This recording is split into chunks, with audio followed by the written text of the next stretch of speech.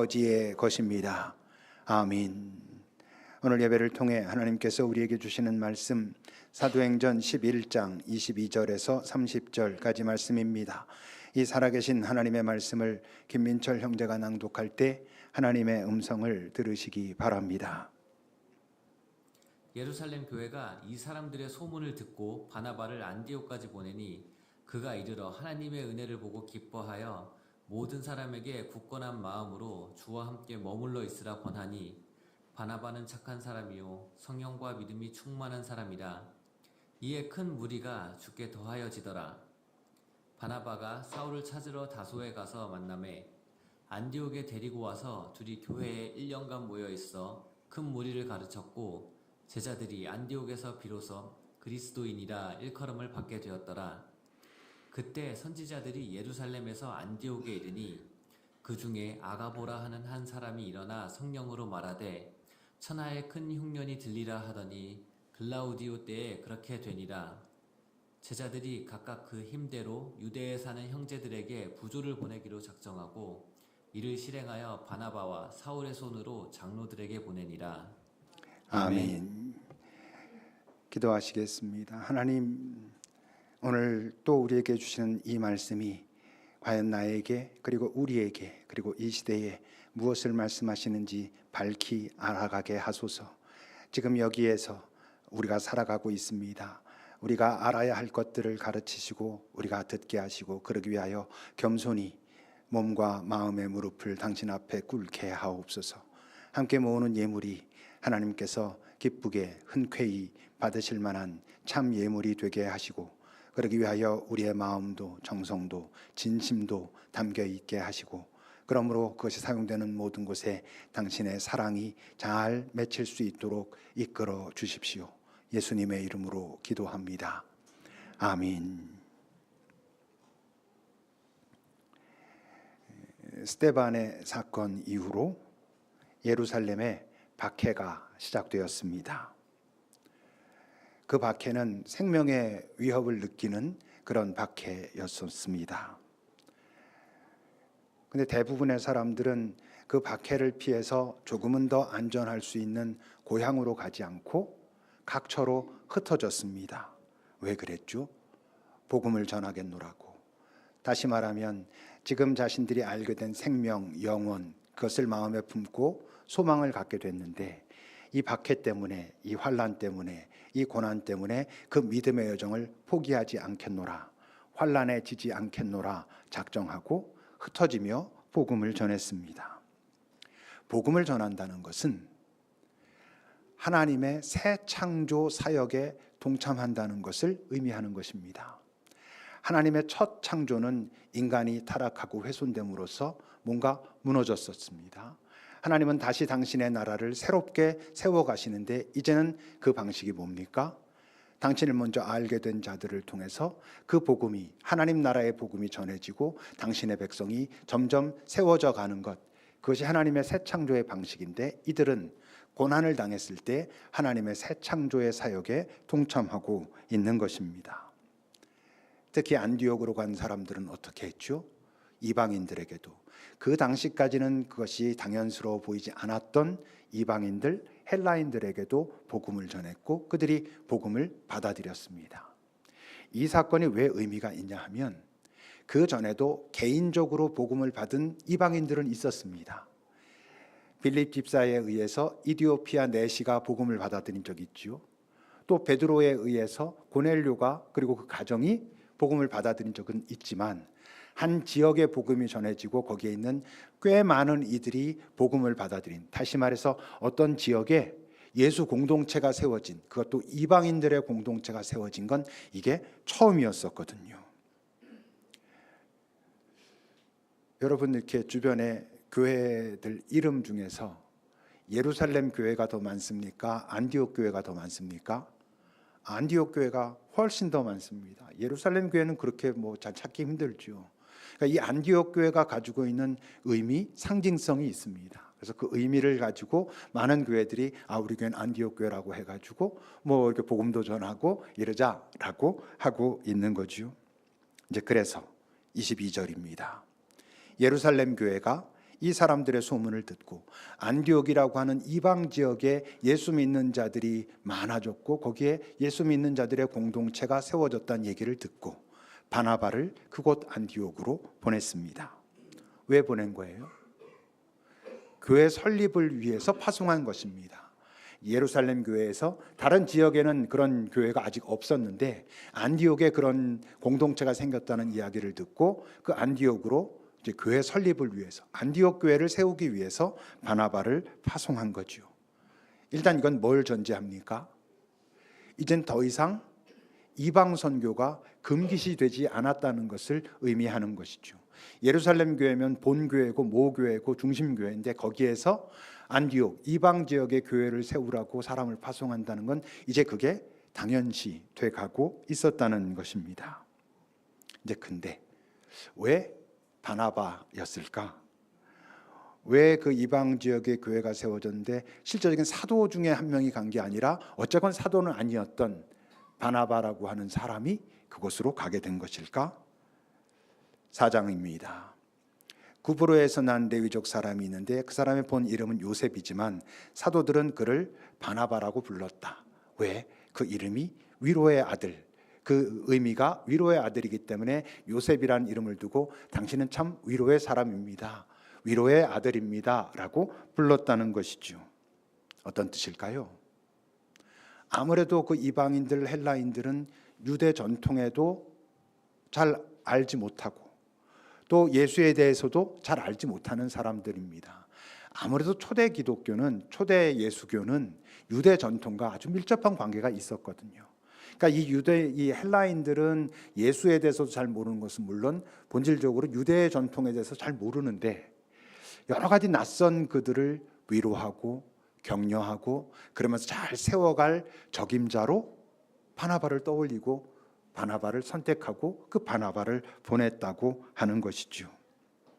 그래서 실제로 어떻게 됩니까? 23절을 보면 이제 그 바나바가 안디옥에 이르렀을 때 하나님의 은혜를 보고 야, 하나님께서 이제 이 이방 지역에서 당신의 사람들을, 당신의 공동체를 세워가시는구나라고 놀라며 기뻐하면서 거기 있는 모든 사람들에게 권합니다. 뭐라고?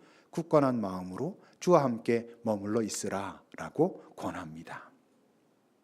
저 권하다라고 하는 단어의 의미가 격려하다, 도전하다, 그리고 위로하다, 이런 의미를 가진 단어입니다. 그러니까 지금 많은 것이 낯설고 어떻게 하는 것이 맞는지도 모르고 그저 그 들은 복음을 듣고 뭐 한번 해볼래, 이런 사람들에게 너희들 내가 말하노니 예수를 잘 믿으라고, 예수를 잘 믿는 건 주와 함께 잘 머물러 있으라고 그들을 위로하고 격려하고 때론 도전하고 그랬다고 하는 거지요. 이 바나바라고 하는 사람이 이제 그런 사람인 거죠. 우리가 앞에서도 본 것처럼 사도들이 그 사울, 그 사람의 그 전 모습이 어떤 건지 아니까 다 거부했잖아요. 너는 그런 사람이었어. 그 인식을 변하지 않고 계속 가지고 있었는데 바나바가 그 사울을 데리고 가서 사도들에게 이 사람 이렇게 변했어, 그러니까 우리가 받아들여도 괜찮아 해서 그렇게 받아들였잖아요. 뒤에 가면 나오지만 첫 번째 전도 여행을 사울, 바울과 바나바 그리고 누굴 데리고 떠나죠? 마가를 데리고 떠납니다. 근데 마가가 그 첫 번째 전도 여행 가다가 중간에 돌아갑니다. 뭐 여러 이유가 있었을 겁니다. 우리가 그건 나중에 다룰 때 같이 이야기 나누겠지만 그 돌아갔는데 두 번째 전도 여행을 또다시 떠나면서 계획하면서 바나바가 바울에게 뭐라 그래요? 걔 다시 데리고 가자, 다시 기회를 주자 이래요. 근데 바울이 절대 안 된다 그러거든요. 그 중간에 간 친구를 또 데리고 간다고 안 돼. 근데 바나바는 또 기회를 주고 싶은 거지. 그래서 어떻게? 결국 헤어집니다. 헤어지면서까지 마가를 데리고 가서 나중에 보면 이제 이 서신서들에 보면 마가가 아주 성장해 있는 모습으로 다시 등장하죠. 그러니까 바나바가 그런 사람이었던 거예요. 어느 시대에나 필요한 사람이죠. 누구에게나 필요한 사람인 것이죠. 여러분들에게는 이렇게 생각해 보면 내가 힘들고 어려울 때 그 사람은 나에게 언제든지 달려와 줄 거야. 자주 만나지 못해도 내가 힘들고 어려울 때 그 사람이 있다는 것만으로 어쨌건 나는 좀 믿는 바가 있어. 이런 사람이 있으신지요? 우리의 본질적인 피난처는 여호와 하나님인데 그분이 우리의 피난처인 게 맞는데, 근데 여러분 하나님은 보이지 않잖아요. 맞지만 근데 여러분 우리에게는 보이지 않는 하나님, 본질적으로 그 피난처가 당연히 필요하지만 보이는 피난처도 필요하거든. 그게 위로를 주고받는 사람이거든요. 여러분들에게도 그런 사람이 있기를 바랍니다. 생각해 보면 그 사람은 내 편이지, 그 사람은 나를 정죄하고 나를 꾸짖고 똑바로 잡겠다고 막 그러기 이전에 나를 위로하고 괜찮다고 말해주고 이러는 사람이지. 여러분 그런 사람이 있기를 바라고 찾으십시오. 근데 또 잊지 말아야 될 건, 여러분은, 자신은 누군가의 위로자인가? 우린 참 나를 위로할 사람이 필요해라고 말하면서도, 다른 말로 하면 내 문제에 대해 사람들이 좀 관심을 가지고 좀 예민하게 잘 살펴주고 이러기는 바라면서도 나는 다른 사람의 문제에 그다지 예민하지 않아. 뭐 시큰둥해, 알아서 하겠지. 뭐 지금 나도 바빠 죽겠는데 이러기가 쉽잖아요. 여러분 여기 있는 우리들이, 하나님의 사랑을 받았다고 하는 우리들이, 주의 위로를 받았다고 하는 자들이 위로자로 서가지 않으면 도대체 누가 이 땅에서 위로자가 될 수 있겠습니까? 근데 왜 바나바는 오늘 주와 함께 잘 머물러 있으라 라고 말하면서 굳건한 마음이 필요하다라고 말했을까? 이 굳건한 마음이라는 건 아주 굳은 마음, 전심의 마음, 헌신된 마음, 목적을 가진 마음, 그런 의미를 갖고 있는 단어예요. 왜 주와 함께 머물러 있으려면, 다른 말로 하면 예수를 잘 믿으려면, 지키려면, 그러면 왜 굳건한 마음이 필요해? 너무나도 당연하게 예수 믿는 게 만만치 않으니까. 여러분 무엇보다 지금 이 안디옥 사람들이 예수를 듣고 예수를 만나게 된 그 출발점이 뭐였어요? 자신들에게 와서 복음을 전한 사람들이 박해를 당하면서부터 이게 시작된 일이잖아요. 그러니 지금 바나바가 가서 전하는 거죠. 너희들 이제 예수를 듣고 좋은 것 같아서 예수를 믿는다 했지. 근데 막상 이제 예수 믿는 자로서 살아가는 게 만만치 않을 거야. 그래서 주와 함께 잘 머물러 있으려면 굳건한 마음이, 굳은 마음이, 헌신된 마음이, 전심이, 어떤 목적을 놓치지 않는 마음이 필요해라고 말하고 있지요. 근데 지금 바나바가 분명히 예수를 잘 믿어라, 예수를 떠나지 마라 라고 말하면서 주와 함께 머물러 있어라 이렇게 표현하고 있거든요. 우리도 많이 말하잖아요. 주와 함께 머물러 있다, 이런 말 많이 하는데 주와 함께 머물러 있다는 게 뭡니까 여러분?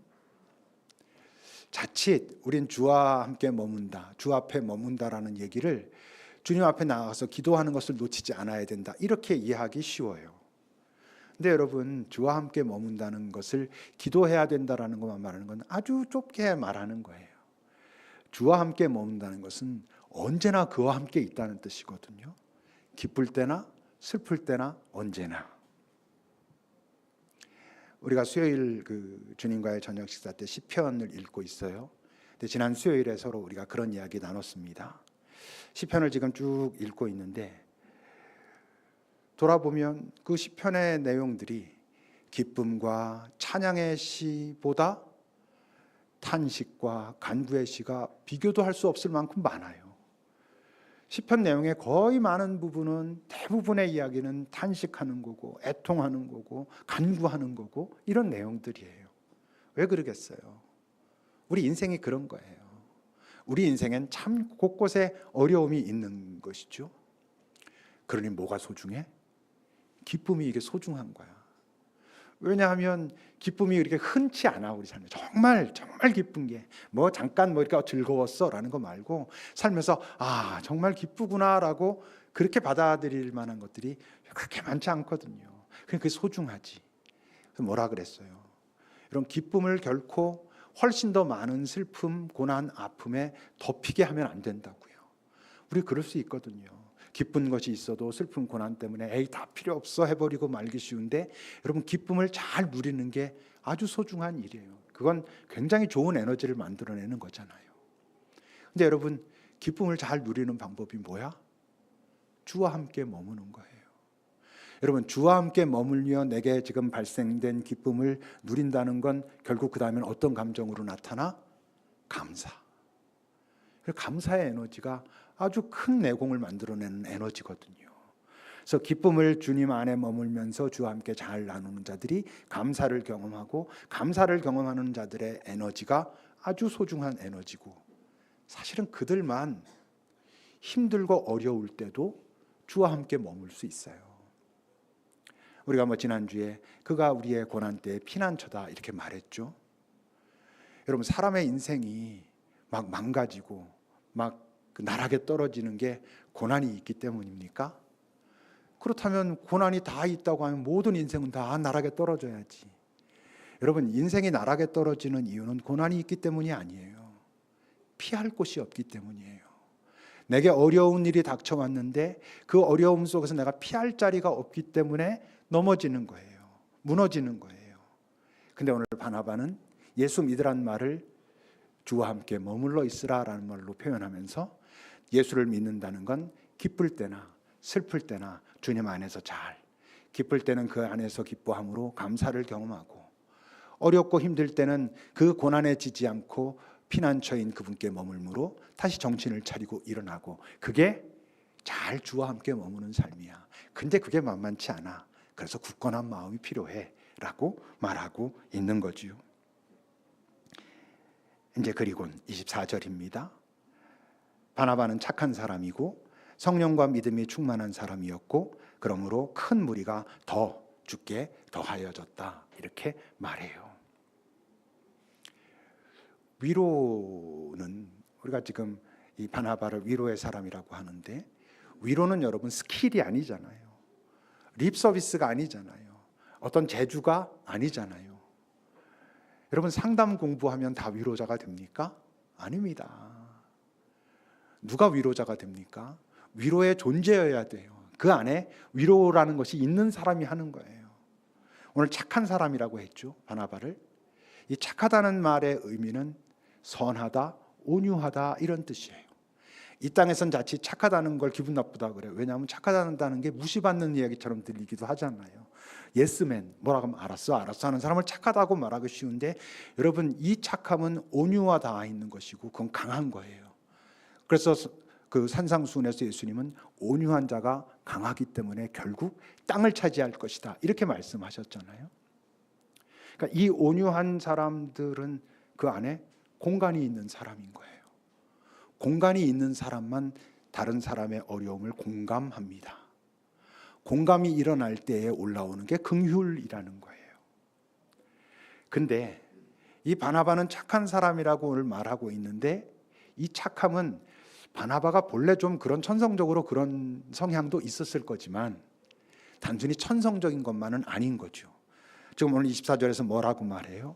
착한 사람인데 그는 성령과 믿음이 충만한 뒷받침이 있는 착한 사람이다라고 말하는 거예요.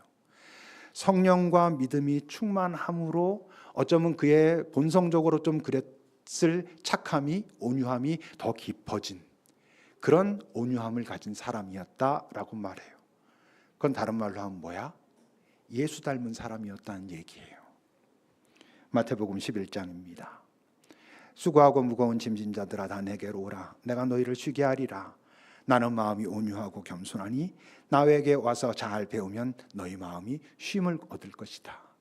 저 예수님의 온유가 사람들에게 쉼과 평화를 주는 것처럼 이 바나바라고 하는 사람은 성령과 믿음에 충만한 존재로서 그 온유와 착함을 배워갔기 때문에 사람들에게 쉼을 주고 위로를 주고 평화를 주고 격려하고 이런 사람으로 살 수 있었다고 하는 거죠.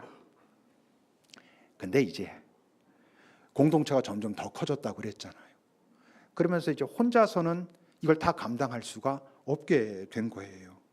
그래서 어떻게 합니까? 25절입니다.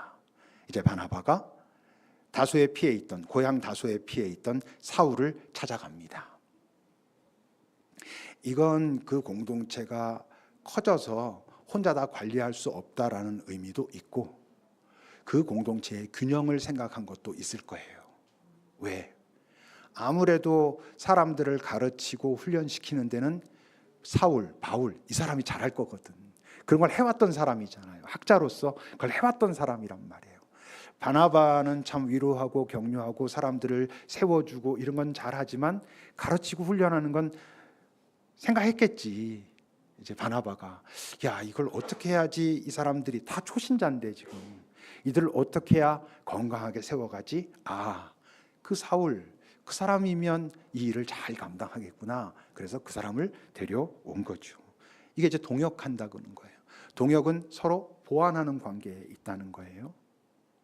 근데 참 이 바나바라고 하는 사람이 참 심지가 굳은 건강한 사람이라는 게, 이게 하나님 나라의 사역, 이 공동체를 하나님께서 인도하시는 하나님의 공동체라고 하는 인식이 정확하게 있으니까 바울 같은 사람 데려오는 거예요.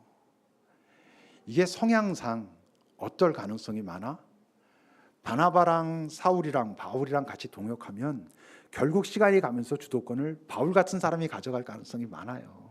나중에도 보면 이제 결국 뭐 좀 그런 모습으로 나타나거든요.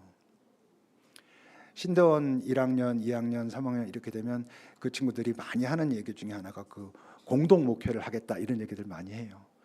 친한 신대원생들 이렇게 해서 하겠다. 그래서 실제로 하는 사람들도 있는데 대부분 몇 년 하다가 다 흩어지거든요. 왜? 뭐 말로는 여러 가지 이유를 말하지만 이 공동체가 하나님의 주인 되심을 놓치기 때문에 그래요. 그 안에 어떤 주도권 싸움도 있고 어떤 것을 제가 참지 못한다는, 실제로는 똑같은 사람들이 하는 게 아니라 달라서 하는 거거든, 동역은. 근데 그게 잘 안 맞는다고 생각하고는 흩어져. 근데 바나바는 기꺼이 그걸 감수하면서까지 사울을 데려다가 그 사람들을 키웁니다. 이제 그랬을 때 26절입니다.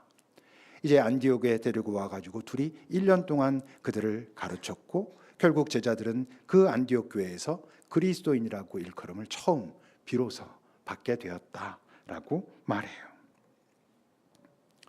이들의 1년은 지금 우리가 보통 말하는 1년과는 다른 거예요. 이들의 1년은 그야말로 합숙훈련 같은 1년인 거예요. 같이 모여 공동체로 살았거든요. 이 당시에는 예수 믿는 자들이 외부에 이제 핍박이 심하니까 모여서 지냈단 말이에요. 그러니까 매일매일 모여서 기도하고 말씀을 배우고 삶을 나누고 교제를 하고 이렇게 1년을 그렇게 지내갔다는 것이죠. 그러니까 많은 부분들이 이들이 성장하는 시간이 1년 정도에 가능했다는 거예요. 우리 교회도 꽤 열심히 모였었던 때가 있습니다.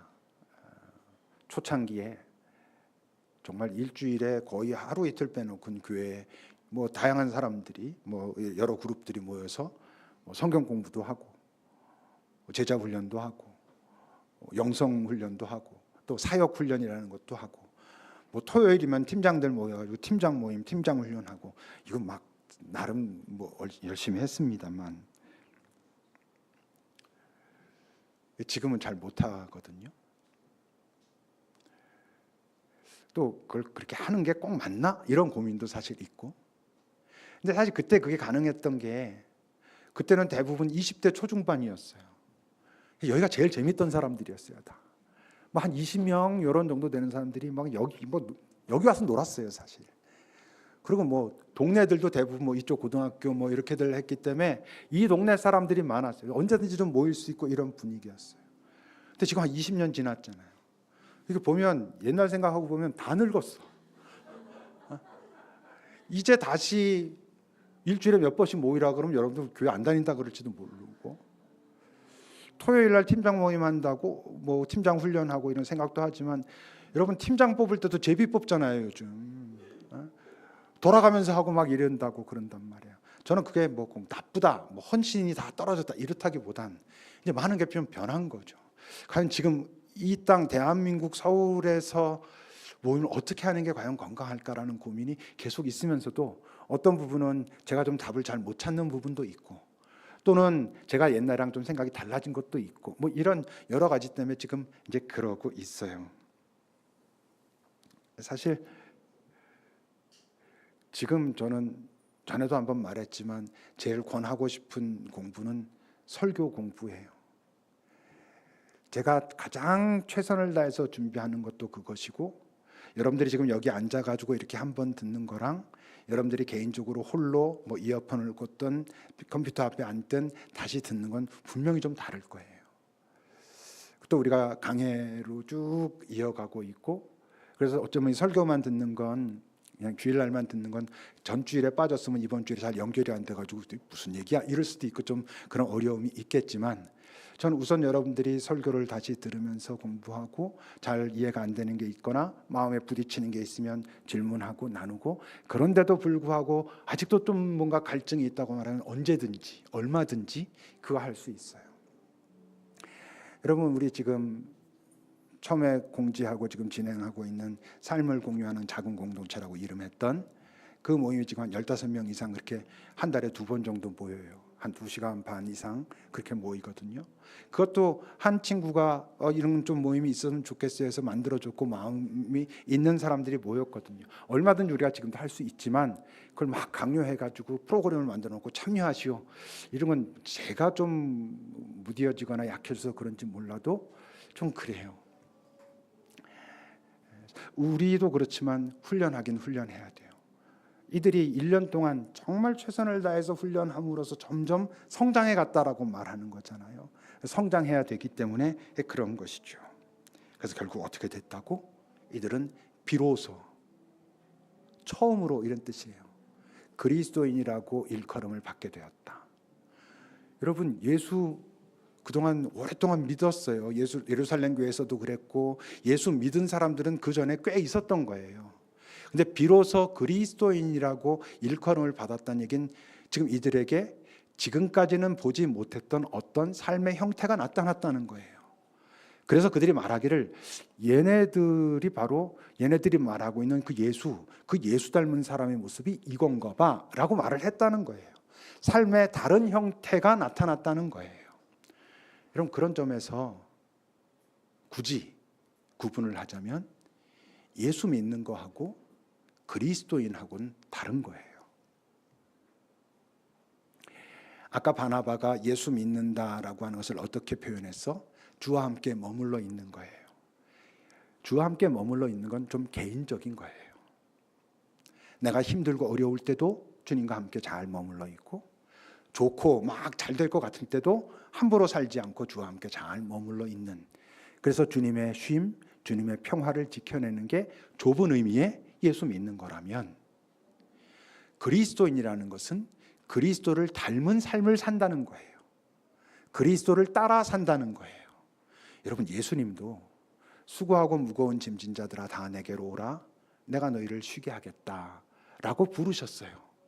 근데 끝까지 그러셨어요? 아니에요. 어느 순간부터 예수님이 이제부터 너희들이 나를 따라오려면, 이제 진짜 이런 것들을 알면서도 따라오려면 자기를 부인하고 자기 십자가를 지고 나를 따라와야 된다. 내가 가는 길에 동행해야 된다 라고 말씀하셨고, 그 삶을 살아내는 자들을 그리스도인이라고 하는 거예요. 물론 예수 믿는 삶, 잘 예수 믿는 것도 어려운 거예요. 힘들 때나 어려울 때나 아니면 별일 없을 때나 그리스도와 함께 머물면서 그의 사랑과 그의 평화와 그의 쉼을 지켜내는 것, 그게 어려운 거죠. 그렇게 살게 되면 자연스럽게 그리스도인의 삶을 살게 되겠지. 근데 그것도 힘든데, 근데 주님은 분명히 말씀하시는 거예요. 네가 이제 조금 더 성장해서 그리스도인으로 나를 닮은 모습으로 그렇게 살아가자라고 초청하고 계시는 거죠. 여러분, 지금 오늘 안디옥 교회인들에게 나타난, 어쨌건 기록된 그리스도인으로서의 첫 모습이 뭐였어요? 27절부터입니다. 어떤 선지자들이 예루살렘에서 안디옥에 와서는 그 중에 한 사람이 이제 큰 흉년이 될 거야 라고 그렇게 예언을 했었는데, 제자들이 실제로 일어났고, 그러니 제자들이, 안디옥에 있는 제자들이 그 힘대로라는 건 무슨 뜻이냐면, 이들도 여유가 있는 사람들이 아니에요. 이들도 많은 것을 포기했기 때문에 그 기독 공동체에 들어와 있는 거잖아요. 그러니까 자기네들도 그렇게 여유가 없지만 어쨌건 그러나 자신들이 할 수 있는 최선을 다해서 같이 나누는 일에 힘썼다는 거예요. 이것으로부터 시작되고 있다는 거예요. 어려운 이들을 돕는 일로. 그런데 이들이, 안디옥 교회가 이제 뒤에 계속 나오지만 계속 성장하잖아요. 이들이 물질적으로만 돕습니까? 아니, 영적으로 돕는 교회가 되잖아요. 최초로 선교사를 파송하고 선교사를 지원하고 그들로 인해 가지고 그 유럽 전역에 복음이 전해지고 결국 이 땅까지 복음이 전해지게 하는 출발은 안디옥 교회에서 시작됐어요. 참 환난 가운데 온 자들에 의해서 복음을 전달받고 아무것도 알지 못했지만 바나바라고 하는 사람에 의해서 위로받고 격려받으며 성장해가고 바울이라고 하는 사람을 통해서 더 내공을 다져가고 그리고 실제로 그리스도인 되기 위하여 애쓰고 노력하고 흩어지고 그런 자들에 의하여 이 땅에 아직 완성되지 않았지만 분명히 하나님의 새 창조의 역사가 조금은 더 확장되고 있는데 출발점이 안디옥 교회인 것을 우리가 기억해야 돼요. 우리 모두도 어느 날, 아니 이 속에는 그리스도인으로 지금 살고 있고 살기 위해서 치열하게 애쓰고 있는 사람들이 있지만 만약 내가 아직 지금 듣고 보니 내가 그리스도인이 아닌가? 라고 하고 있다면 우리 모두 어느 날 자각하기를, 내가 이제 비로소 그리스도인이 뭔지 좀 알겠네. 그리스도인의 삶이라는 게 이런 거구나. 그리고 그때 누릴 수 있는 기쁨, 또 새로운 어떤 평화, 설렘 이런 것이 이거구나라고 다 고백할 수 있기를 바랍니다. 여기 있는 우리 모두가 그렇게 살아야 될 책임을 가지고 여기에 모여 있음을, 제2의 안디옥 교회, 그러나 우리 이름은 급익교회로 그렇게 살아갈 수 있기를 바랍니다. 기도합시다. 여러분은 예수 믿는 사람인 것은 우선 맞는지요? 잠시 기도한다는 의미에서가 아니라 여러분들 삶의 전체 항상 언제나 주와 함께 머무는 것을 의식하고 있는지, 놓치면 내가 놓쳤구나라고 자각하는지, 아니면 전혀 그런 것에 대한 의식도 없는지, 더 나아가 나는 그리스도인인가? 라고 여러분 한번 잘 살펴보면서 주님, 나도 어느 날 정말 비로소 이젠 그리스도인 비슷해졌습니다 라고 고백할 수 있는 그런 날이 오게 하소서라고 잠시 기도합시다.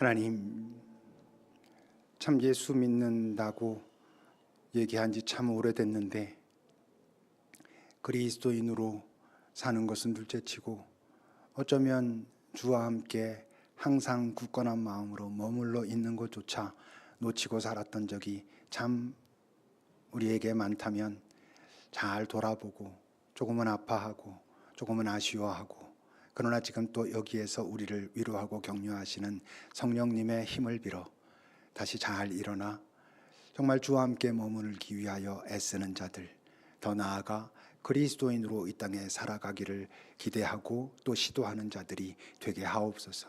하여 우리가 있는 곳에서 사람들이 우리를 보면 네가 말하는 예수의 삶이 바로 그랬구나 라고 우리가 바로 그리스도를 나타내는 자들이 되도록 주님 인도해 주십시오. 그러기 위하여 우리가 할 수 있는 훈련을 감당하고 또 노력하고 서로 격려하면서 잘 성장해 가도록 주님 우리를, 이 급익교회를 지켜주십시오. 예수님의 이름으로 기도합니다. 아멘.